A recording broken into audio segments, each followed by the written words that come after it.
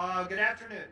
My name is John Chaney, and I'm the Executive Director of Historic Seattle, and we have a long name, Historic Seattle Preservation and Development Authority. We define ourselves by three simple words that try to identify who we are and what we do. We educate, we advocate, and we preserve historic buildings. This year we're celebrating our 30th anniversary. Yay! Historic Seattle has always been in Pioneer Square. First, our offices were in the Smith Tower, celebrating its 90th anniversary.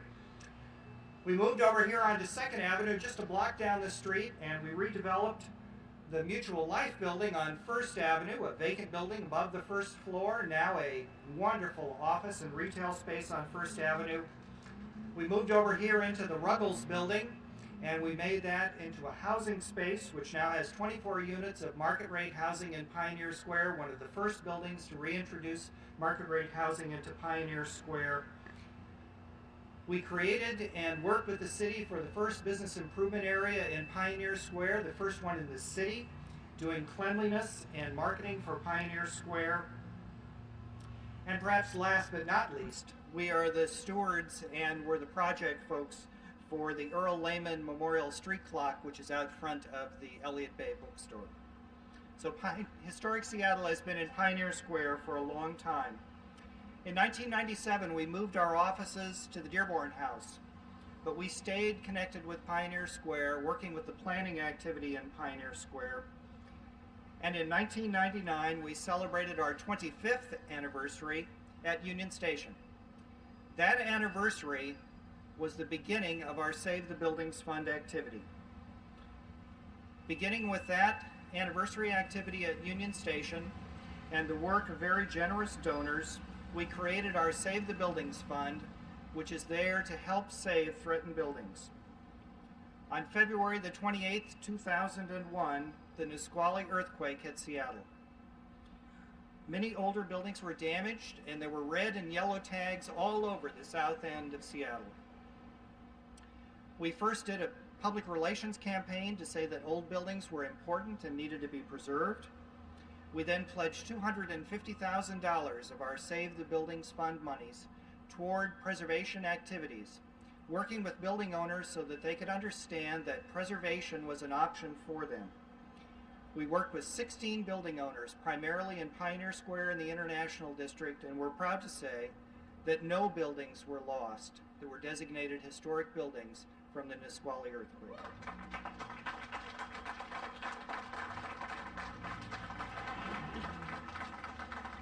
Now, the Cadillac Hotel was the poster child. It was the front page icon of the earthquake activity here in Seattle.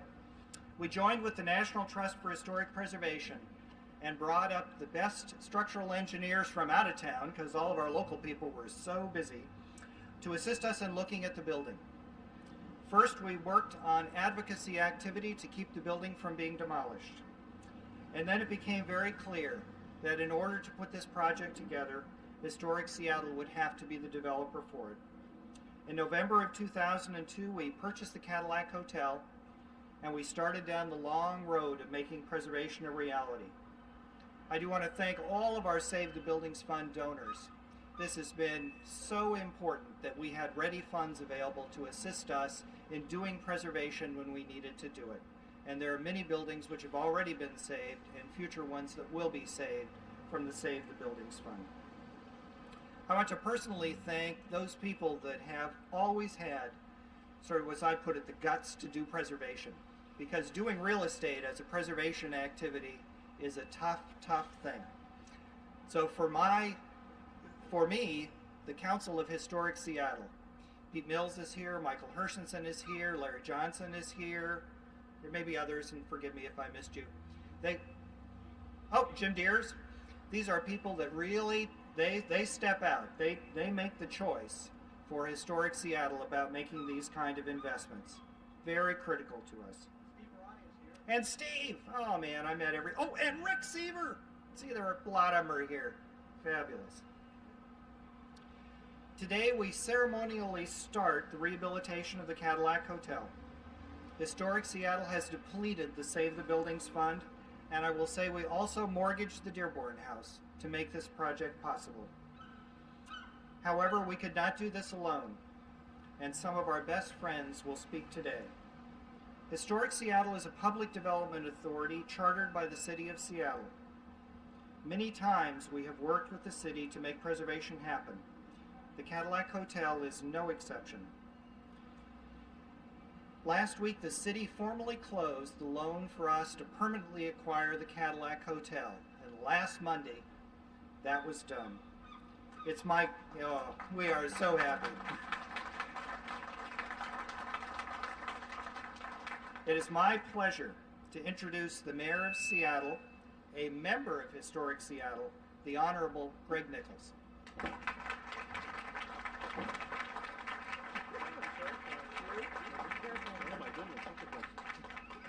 I'm here to help.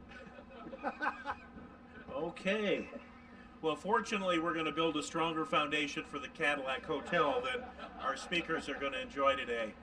You know, Mark Twain once said that the most pleasant winter he ever spent was the summer on Puget Sound, and I think today is a great testimony to that legacy that we have.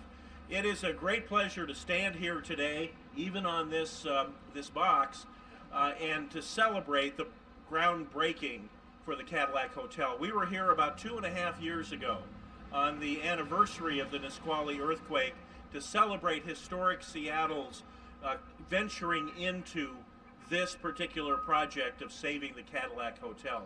Pioneer Square, as we all know, is Seattle's second oldest neighborhood to West Seattle, and one of our most treasured and cherished, and certainly our most significant historic districts. And the challenge that we faced as a community with the potential loss of this important building, I think, can't be underestimated. I want to thank all of the partners who participated in this happening. First and foremost, obviously, Historic Seattle. As John said, it is a public development authority. It was created for exactly this kind of mission. They've taken that mission seriously for 30 years, and they have done it with excellence. So thank you, John, very much. Another of our partners in a lot of different projects, but this one in particular, Key Bank, for being willing to step forward and carry the loan on this building. Thank you, Jim, and your people at Key Bank for being willing to step up and be the private sector partner in this transaction. Great work. And finally, to our friends who are going to occupy the building, the Klondike Museum and the United States Park Service, you are a great presence in our city and in particular in this neighborhood. And I think this is going to be a very fitting headquarters for you. You're going to be one of the anchors as we see this community rebuild for the third time. The first was in 1889 when this building was constructed, when 24 other buildings were constructed after the fire. The second was in the late 60s, early 70s when the city and others stepped forward to make sure that Pioneer Square had a rebirth. And the third is occurring today. And we want to welcome you as one of those anchors. Anybody from SDOT here today? This is a great day. This is the poster child for our ability as a city to suffer through an earthquake and rebuild fully, wholly, and safely. So thank you all for your efforts.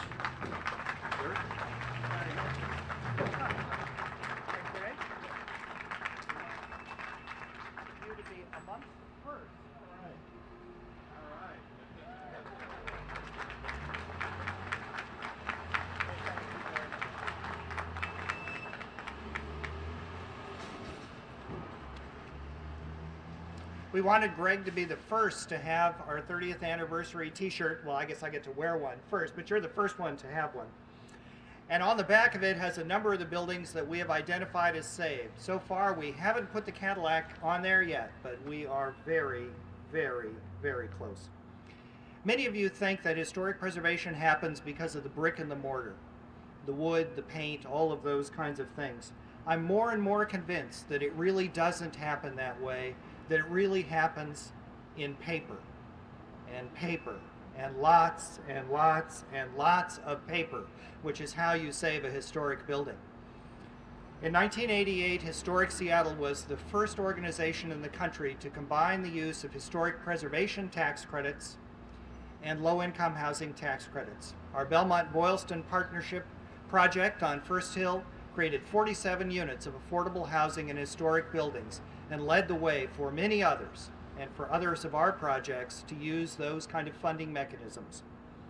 This project, once again, is unique for us. This will be the first time that we will combine historic preservation tax credits and the use of new market tax credits, a new federal funding vehicle.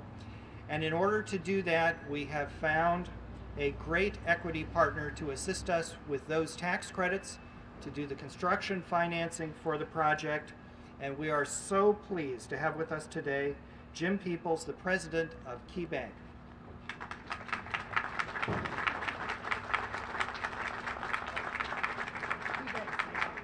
That's all right. No problem.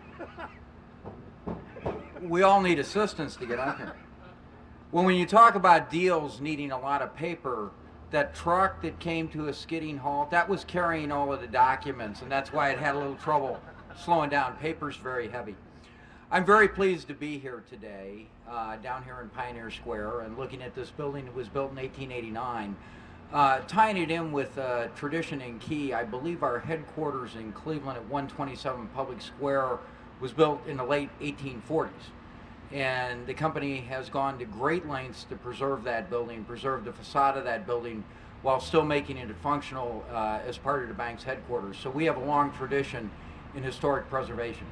We also preserve the People's Department Store, oddly enough, no relation, down in Tacoma, which is our headquarters of the South Puget Sound District for Key Bank.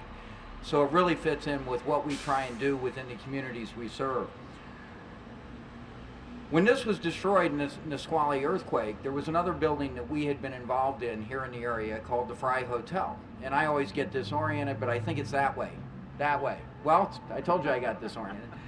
That we had done a similar type thing a number of years ago, and then of course after the earthquake there was some significant damage, mostly of a nature of plaster falling, those types of things, but clearly could have been certainly yellow tagged and maybe even red tagged. And we came together at that point with a number of other financial institutions, and I believe the city participated, to provide funding to get the hotel back in a state where it was totally safe for the residents.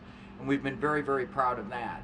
We also, over the last number of years, have financed over 275 new low-income housing units within the city of Seattle. So Key is very proud of that. I get to come up and make speeches because we have the people who are really responsible for this, who normally don't want to get up here because they just don't like taking the credit that they deserve. But I'm not going to let them get by with that today. Don Brewer. Wave your hand. Don is the Western Region Senior Vice President of Community Development Banking for the state of Washington. Kathleen Pittis, Kathleen's back there somewhere. Vice President and Real Estate Manager for Community Development Lending for Washington, which is providing the permanent loan. Nina Hooser of Community Development Banking, who's serving as the closer on this transaction, and I was informed about 10 minutes ago that we were doing the final negotiations. That's why the truck was so weighted down. New paper. Janice McKee, a relationship manager with Community Development Corporation, providing the new market tax credits and the historic tax credits that form the equity and support the construction loan. And finally, Raj Shula, manager of Community Development Corporation for Key. A unique aspect of this is the new market tax credits, as you mentioned. And this is the first project. Key was one of the first institutions in the country that was authorized by the government to provide the new market tax credits. And this is the first project in the Northwest that we are utilizing that vehicle for the historic preservation aspect. So we're very proud of that fact as well. So thank you for the opportunity to do this. And thank you to all my colleagues, to the mayor. I believe we talked about this almost 18 months ago. Is something that we should probably be looking at trying to collaborate on. And thank you for all of the other folks who have collaborated on this effort. Key's very proud to be part of it. Thank you.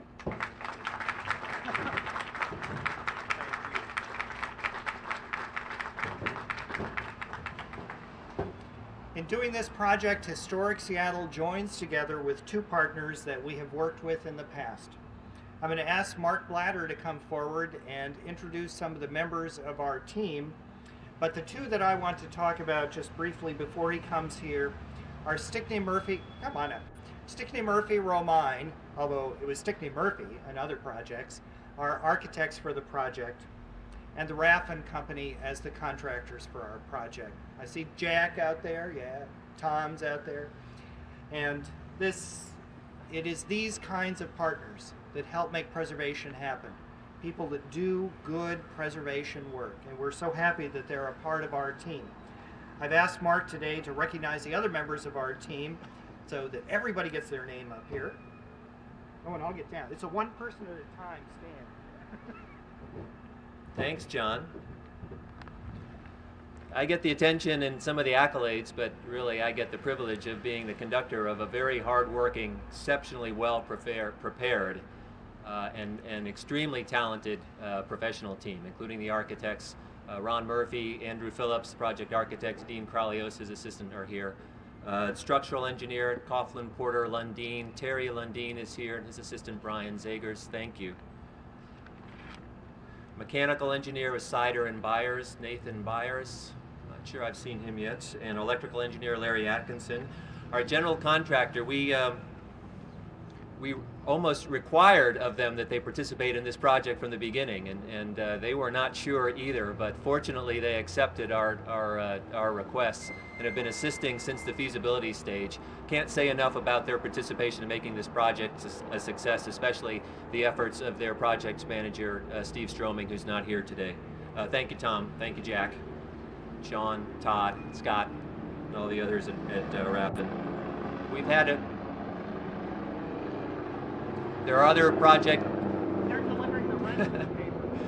There are other project technical consultants here with us today, Paul Grant on soils and Benjamin Cook on the environmental side. We've also had a financing consultant, Tori Laughlin-Taylor. I haven't seen Tori. And Michael Trower from Catapult Community Development, who's been assisting, providing great assistance in construction management. I'll stop there and turn back to some of the project financing partners that you won't have a chance to hear from directly, at least at the podium. We can talk to them inside. But first I'd like to thank supporters of Historic Seattle Preservation Foundation and the Save the Buildings Fund, whose initial contributions to a fund for Historic Seattle allowed us to even contemplate getting involved in a venture like this, and providing us the resources to allow us to step up and do that with early feasibility studies, earnest money payments, and so forth. We talked about the National Park Service and their role. Debbie Conway will speak in just a few minutes. Impact Capital is a lender of first resort when nonprofits, community development groups look at doing new projects, and they provided development financing, a loan for us to take this project through the early development. And I thank them especially for their hard work in making a difficult loan at a very risky time in the development of this project. Angie McCarroll is here, loan officer. Roberta Scher is here. Tom Lattimore heads the office in town. Thank you, Impact Capital. For Culture.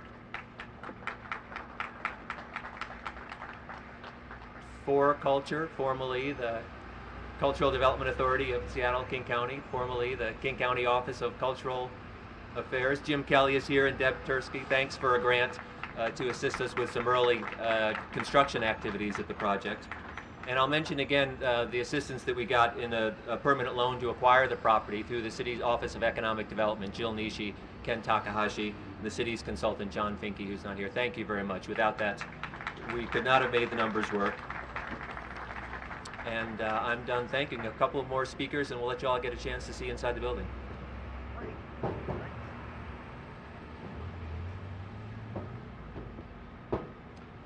We've had a great partner in this project almost from the beginning, and that was the National Park Service. Every project really needs the fuel of a long-term steward for the project, some way to make it work. And all of our projects in our 30 years, we have found someone to be the long-term steward. Occasionally it's been Historic Seattle, like the Good Shepherd Center, but many, many of our projects are now stewarded by others, and a part of what we do is find a way to make sure that the building is preserved in the long term. And we found a good partner with the National Park Service. The National Park Service will be purchasing the land under the building as a part of the financing mechanism for this, and their money is already in escrow. Now, I wanted to mention that also for two people that we have representing a part of our congressional delegation today. From Congressman McDermott's office, Juan Martinez, and from Senator Murray's office, Andis Demet. So thank you for coming, and we do appreciate the federal government's participation in this project. Eventually, the federal government will own this building, and we are pleased that they will be the long-term stewards of this important building. I would like to announce one other thing that may not be full public knowledge. In addition to the Klondike Gold Rush Museum being the user of the first floor and the basement, for the relocation and permanent home for the Klondike Museum, the regional offices for the National Park Service will be located on the second and third floors of this building, so the National Park Service will be the full tenant for the building.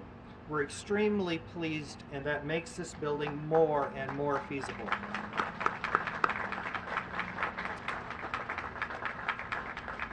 Those of you who are not busy, on July the 17th, with doors opening at 6 o'clock, in the Town Hall building, the former Fourth Church of Christ Scientists, a project of Historic Seattle to preserve, in the Seneca Room at Town Hall, the Klondike Gold Rush Museum will be having an auction related to raising the funds, in part making it necessary, helping them in developing new exhibits here at the site. So please join me in welcoming Debbie Conway, Superintendent of the Klondike Gold Rush Historical Park.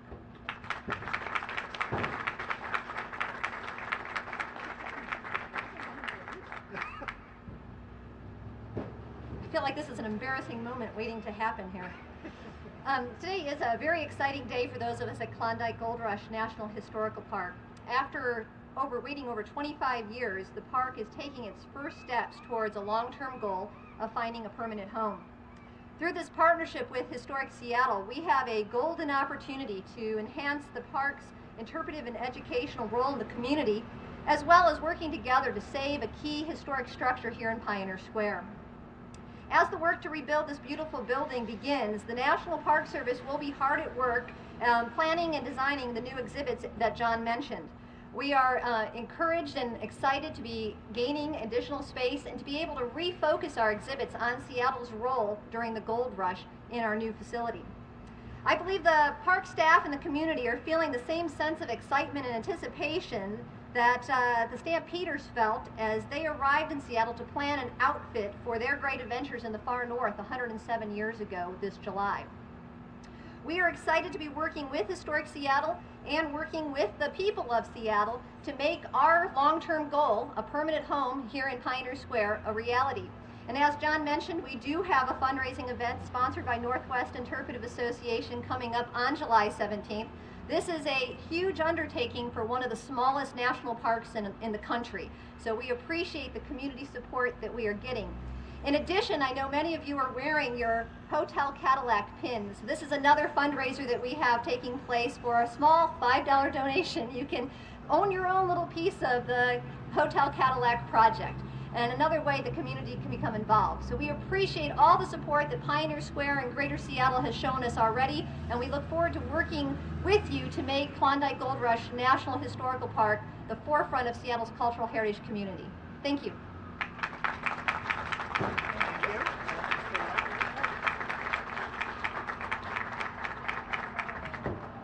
Well, we'd like to invite Craig Montgomery up, the mayor up, and Jim Peoples up. Now, this is hi, Craig. Craig is the executive director of the Pioneer Square Association. Mark, are we ready?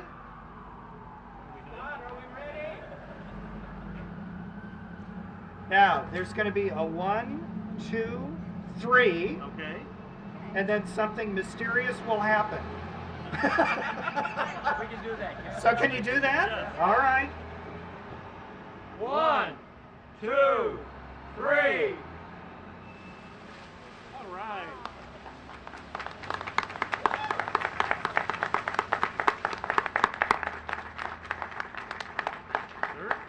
very much. The building as it looks in the before condition. And I know some of you haven't seen it in quite a while, and we are so happy. The end is in sight. The wait is almost over. We invite all of you to an open house that we're going to have on Thursday at the Klondike Gold Rush Historical Park in their current location, to talk about the project, get information about it. We'd also invite you to come to watch two different things. This Saturday, the Historic Seattle will be a part of the Milk Carton Derby on Green Lake with a very special float commemorating the loss of the Twin Teepees. And on Saturday, we'll also be doing a tour which includes our most modern or newest building, the Egan House on Lakeview Boulevard, the East Lake Modern Tour. So go to our website, historicseattle.org, get information about our educational activities, and please come and be a part of Historic Seattle celebrating our 30th anniversary. And thank you all for coming. I think we're going to be, any of you who wish, we're going to be able to get you inside and in little tour groups, look at a bit of the inside of the building. So thank you all for coming today.